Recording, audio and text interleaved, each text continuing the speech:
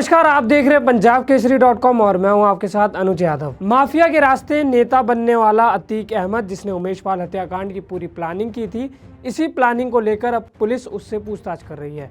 उसकी तरफ से किए गए अपराध को लेकर पुलिस इस पर पूछताछ कर रही है।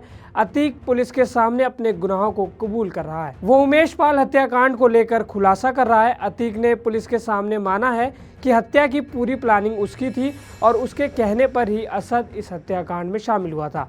अतीक ने बताया कि अशरफ ने शूटरों का इंतजाम किया था और असद के साथ सभी शूटर्स बरेली जेल में अशरफ से मिले थे और इस बारे में पूरी प्लानिंग की गई थी। इतना कहने के बाद अतीक ने बड़ा खुलासा करते हुए कहा कि उमेश पाल की हत्या कराने की दो वजह थी।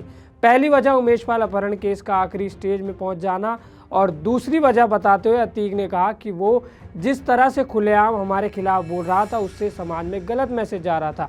इसलिए हमने तय किया कि अगर उमेश पाल को दिन दहाड़े नहीं मारा गया तो फिर हमारे नाम का खौफ खत्म हो जाएगा। इसलिए उमेश को उसके घर के बाहर दोनों पुलिस वालों के साथ मारने की पूरी योजना उसकी थी।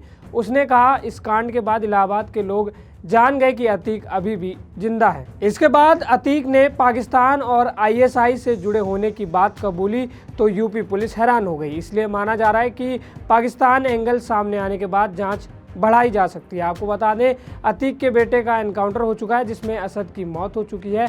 जैसे ही अतीक को ये बात पता चली तो वो कोर्ट परिसर में ही फूट फूट कर रोने लगा था।